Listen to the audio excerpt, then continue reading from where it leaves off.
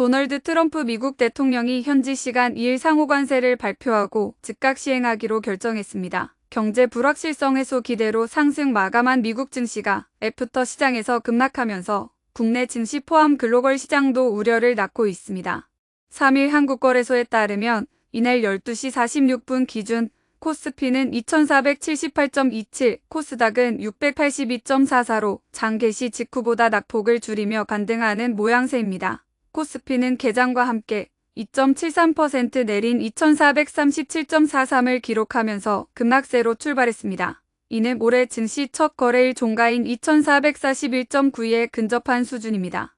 코스닥도 1.78% 하락한 672.65로 시작했는데 지난해 52주 최저가를 기록했던 12월과 비슷합니다. 외국인들의 투자 심리도 지난주 금요일부터 빠르게 이탈하고 있습니다. 28일 6,403억 원 매도를 시작으로 공매도가 재개된 31일에는 1조 5,754억 원 등 5거래일 연속 팔아치우고 있습니다. 이날 또 현재 8,972억 원을 매도 중입니다.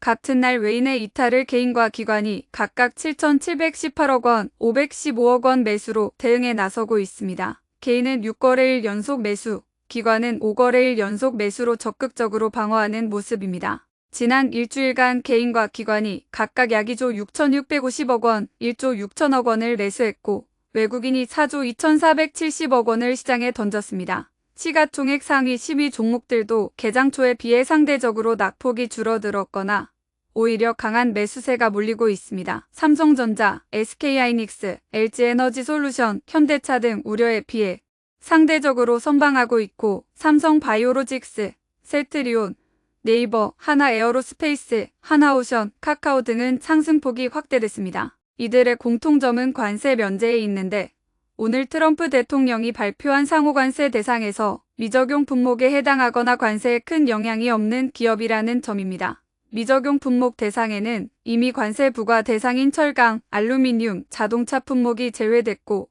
구리, 의약품, 반도체, 목재, 향후 무역확장법 232조 적용 품목, 금괴, 에너지 및 미국에서 구할 수 없는 특정 광물과 캐나다, 멕시코, 미국 무역협정 적용 품목들입니다.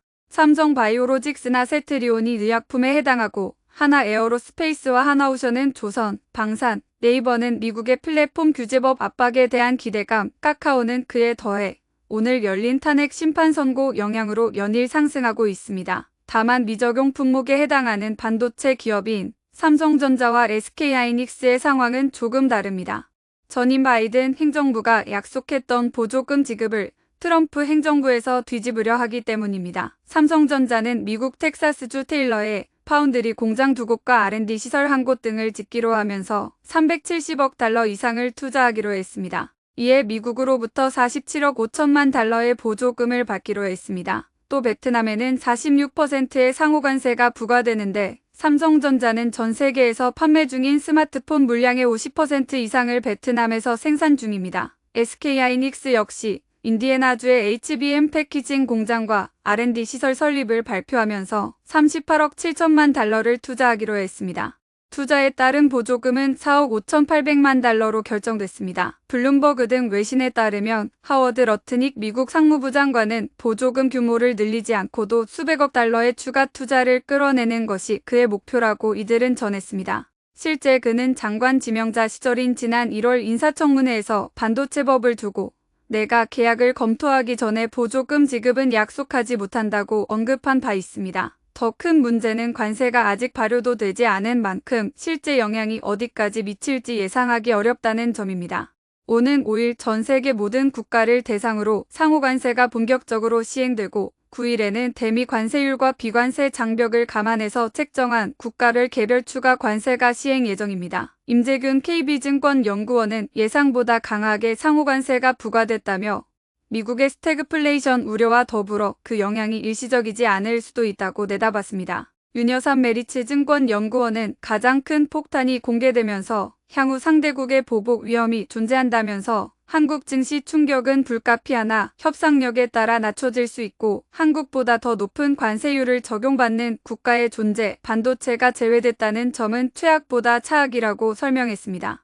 그러면서 관세 리스크는 정점이고 미국 경기 리스크는 이제 시작이고 한국은 금요일 탄핵 판결 이슈가 더 중요한 트리거라고 덧붙였습니다.